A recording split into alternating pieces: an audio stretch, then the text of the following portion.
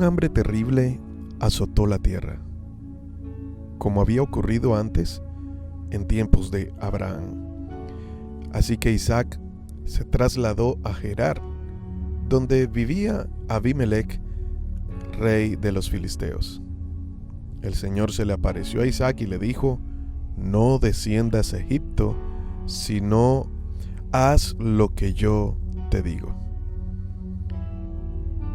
Hoy quiero comenzar una historia en Génesis capítulo 26 sobre un hombre cuyos hombros cargaba una promesa que Dios había dado a su padre y que Dios estaba resuelto a cumplirla. Una promesa de la cual saldría una nación escogida por Dios para cumplir un propósito en esta tierra.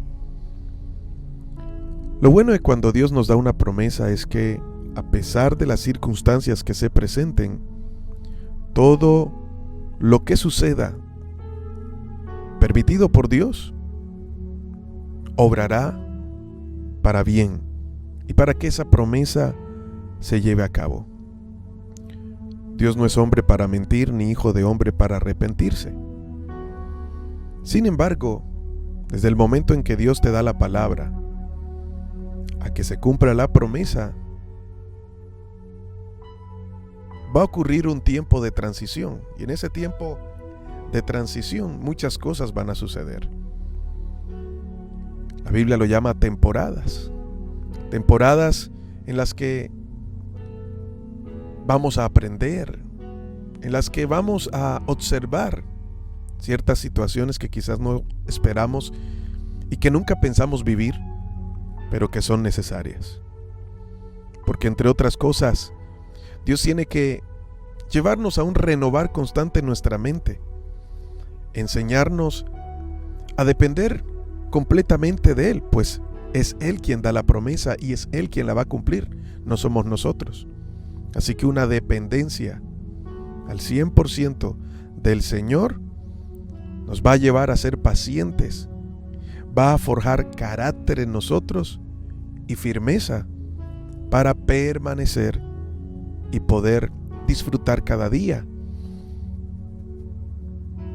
hasta llegar al punto de alcanzar esa promesa. Isaac, como hijo de Abraham, llevaba esa promesa en sus hombros. La promesa que Dios le había dado a Abraham era que en él serían benditas todas las familias de la tierra. Así que Abraham muere, sigue Isaac, y Isaac tiene 2 hijos, Jacob y Esaú, y sobre Jacob continúa la promesa. Pero ahora nos vamos a enfocar en Isaac y lo que a él le tocó vivir. Además de que su esposa era estéril, no podía dar a luz hijos.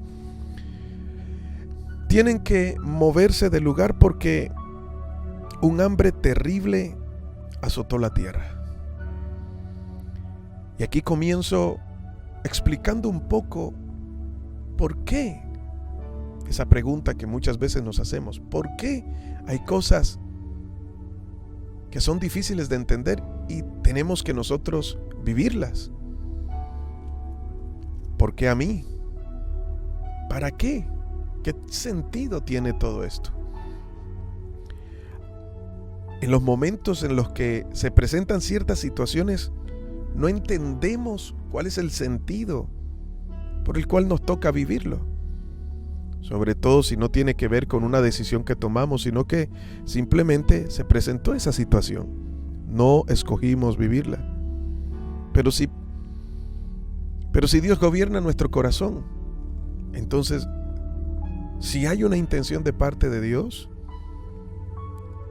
el que pasemos por ese momento. Dios ve mucho más allá de lo que nosotros podemos ver. Y cuando esos momentos se presentan, comienzan los por qué a reinar en nuestra mente. Sin embargo, parece que el silencio de Dios se manifestara de tal manera que podríamos llegar a pensar que Dios no está interesado en respondernos esa pregunta, el por qué a mí. Pero no se trata solo de eso. Necesitamos entender que en los momentos en que aparecen esas situaciones, quizás no vamos a encontrar respuesta alguna, o Dios no nos va a dar una respuesta porque no es el momento de saberlo. En Romanos 12:2 nos da una idea, nos da un consejo, la palabra de Dios diciéndonos acerca de la voluntad de Dios, de que lo primero que tenemos que hacer es no amoldarnos a este mundo para que no tengamos esa lucha en nuestra mente sobre esos por qué el mundo no puede darnos explicación. Acomodarnos a este mundo es desalinearnos al propósito de Dios, porque este mundo está en contra de todo lo que ha diseñado Dios. Cuando te hablo del mundo, te hablo del sistema, la filosofía de este tiempo, el corazón del hombre alejado de Dios. Entonces la palabra de Dios dice en Romanos 12:2, no te amoldes a este mundo. Es lo primero que tenemos que pensar. Pensar como piensa el mundo no nos permitirá entender lo que tiene un trasfondo espiritual y en lo que el propósito Dios está trabajando en cada uno de nosotros. Si piensas como piensa el mundo, vas a cuestionar todo el tiempo, vas a juzgar lo que no entiendes, te vas a quejar, no vas a ser agradecido y no vas a entender el plan. Si decido no amoldarme a este mundo, entonces el paso siguiente es renovar nuestros pensamientos por medio de la palabra de Dios y a través del Espíritu Santo. Mis pensamientos son renovados cada vez que leo la palabra, la atesoro en mi mente y en mi corazón, limpiándome de aquellos pensamientos que consideraba buenos y que traía del mundo, mostrándome una perspectiva totalmente diferente, una posición diferente de la vida, como debería ser, a la manera de Dios y no a la manera de este mundo. Y después de que esto sucede, entonces puedo comprobar con el tiempo que lo que sucedió en mi vida fue bueno, porque estar sujeto a Dios es vivir bajo su voluntad. Y la palabra de Dios enseña que la voluntad de Dios siempre es buena. Yo no voy a comprobar que la voluntad de Dios es buena en mi vida. En Romanos 12:2 dice, para que podáis comprobar la buena voluntad de Dios, agradable y perfecta.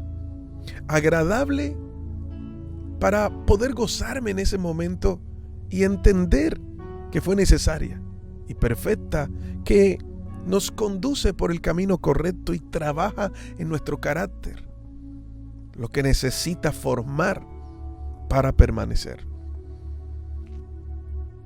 ¿A qué quiero llegar con todo esto? Con este primer versículo, Génesis 26. Un hambre terrible azotó la tierra. ¿Pueden ocurrirle cosas difíciles a los que tienen a Cristo en su corazón? Claro que sí. Ahora, si lo único que escuchamos de Dios es que Él me va a sanar, es que Él va a pagar mis deudas, es que Él va a cambiar mi suerte, son cosas que posiblemente pueden ocurrir, claro que sí, pero no es lo que completamente en la vida cristiana va a pasar. Comenzando por esa pequeña palabra, vida. Y cuando hablamos de vida, tenemos que encerrar todo lo que la vida manifiesta. Tiempos buenos, tiempos difíciles, momentos en los que vas a reír, momentos en los que vas a llorar. Es parte de la dinámica de la vida. Y cuando hablamos de una vida cristiana, una vida en Cristo, estamos hablando de que esa misma dinámica se presenta, pero la actitud y la manera en la que la vemos es completamente diferente, porque ahora entendemos que siempre hay un plan, que siempre hay un propósito, que hay una meta, y Dios, que es el que dirige tus pasos, es el que te va a ir enseñando en medio de cada crisis, cada situación, la oportunidad, el carácter y la victoria, que entre otras cosas ya fue alcanzada por Cristo en la cruz del Calvario y debe ser manifestada a través de lo que aprendemos en la vida diaria en Cristo. Debe ser manifestada en nuestros pensamientos, en lo que pensamos, en lo que hablamos, en lo que hacemos, se manifiesta.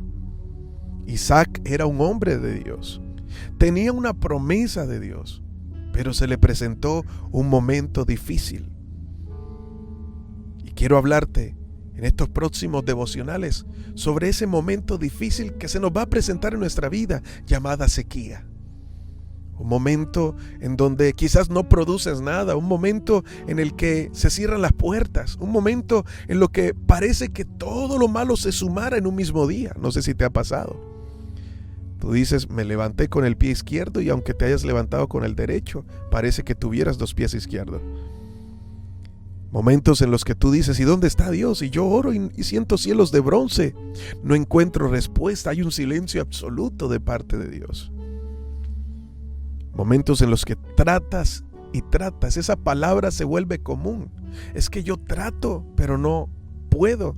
Es que yo traté de tocar esa puerta y jamás se abrió. Es que yo traté de solucionar y ahora me encuentro peor que antes. Quizás podrías pensar y la gente podría juzgarte. ¿A dónde está tu Dios? ¿Sabes quién se sintió así? El rey David. En el Salmo capítulo 42 llegó un punto a preocuparse, a estresarse, porque la gente le decía, ¿dónde está tu Dios? Y él llegó a sentir esa sequía en su vida. Cuando hay sequía, no hay producción de nada. Cuando hay sequía, no hay abundancia de nada. Quizás puedes sostenerte con el día a día, pero se vuelve un complique. Sin embargo, ¿qué de bueno puede tener un momento de sequía? Esto me hace acordar al profeta Elías, a quien Dios le dice, sube a ese monte y quédate allí. Él hace caso a Dios, se va a ese monte. Él encuentra un arroyo del cual tomar agua y vaya noticia, se da cuenta de que unos cuervos son enviados por Dios para llegar hasta el lugar donde él está con carne y pan. Hasta que un día se levanta, todo estaba bien, se estaba acomodando al arroyo, pero recuerda que era un lugar transitorio. Y cuando Dios te va a llevar una meta, no te acomodes al camino, porque es un lugar transitorio. Así que un día se levanta y se da cuenta que el arroyo está seco. Y la pregunta es, podrías preguntarte, ¿y por qué a mí? Estoy siendo obediente, te estoy siendo obediente, Señor. ¿Por qué me secas el arroyo? Mejor estaba como antes. O simplemente puedes orar y decirle, Señor, ¿y ahora qué sigue? Así que Dios le da una orden y le dice, desciende y vete donde una viuda que te va a sustentar. Hay momentos en los que el arroyo se va a secar. Hay momentos en los que consideraste que era lo bueno para ti y que era una bendición de Dios. Se va a esfumar, se va a secar, no va a producir. Ahora, ¿será que por eso Dios no te ama? Quiero dejarte en claro algo. Nunca definas el amor de Dios de acuerdo a la realidad que ven tus ojos. Jamás hagas eso. Porque si tú haces eso, comenzarás a juzgar y a decir, Dios no me ama porque no tengo dinero en el bolsillo, porque no se me abren las puertas, porque me expulsaron del trabajo, porque no me está yendo bien en la universidad, porque tengo problemas en la familia. Y estaríamos tirando a la basura el sacrificio de Cristo, el cual fue por amor, una vez y para siempre por todos nosotros. Así que cada vez que quieras pensar eso, recuerda que en la cruz alguien murió por ti, por amor. Aún al parecer sin conocerte, pensó en ti. Y no pensó en ti porque tendrías una chequera o tendrías tus bolsillos vacíos. Él te amó. El Padre nos amó. Y en la cruz se vio la manifestación de ese amor. Punto final. Pero como te dije en un principio, es dinámica de la vida. Y aunque en el momento no entiendas, mejor guarda silencio y no juzgues. No corras a pronunciar palabras que retrasen el proceso y traigan maldición sobre tu vida. Mejor guarda silencio y que tu oración sea: muéstrame tu plan y ayúdame a entender cuál es tu voluntad agradable y perfecta para este tiempo en mi vida, Señor. Te aseguro que en ese lapso, en esa experiencia, Dios va a ir hablando a tu vida y te va a ir guiando por el camino correcto. Esto mismo le pasó a Isaac. Vivió un momento de hambruna y allí comenzó un trato de Dios para mostrar su gloria. Quizás, mi amado amigo, este tiempo de sequía en tu vida sea el momento de Dios para mostrarte que ha estado allí y que tiene un plan contigo y que algo glorioso está por suceder. Padre, te doy gracias por esta palabra. Te pido en el nombre de Jesús que sea guardada en cada corazón. Que seas hablando, Señor. Eres tú el que hablas, el que pones el querer como el hacer. Oro por cada persona que está prestando sus oídos para recibirla, para que hoy, Señor, esta palabra sea como un refrigerio a su corazón y puedan entender que no están solos, que tú no los has dejado, tú has estado allí. Pero hay un plan en medio de todo y lo haces por amor, aunque no entendamos en el momento. Gracias, Señor, en el nombre de Jesús. Amén. Hoy te habló tu pastor y amigo Elías Hoyos. Recuerda que Dios siempre llega justo a tiempo. A propósito, quiero invitarte a que entres a YouTube. Dale buscar Devocionales Justo a Tiempo. Entra a ese canal, dale clic en suscribirte y dale like a este video. Si tienes Instagram, te invito a que me sigas. Me puedes encontrar como Pastor Elías HC y también te invito a que sigas el Instagram Devocionales Justo a Tiempo. Un fuerte abrazo. Bendiciones.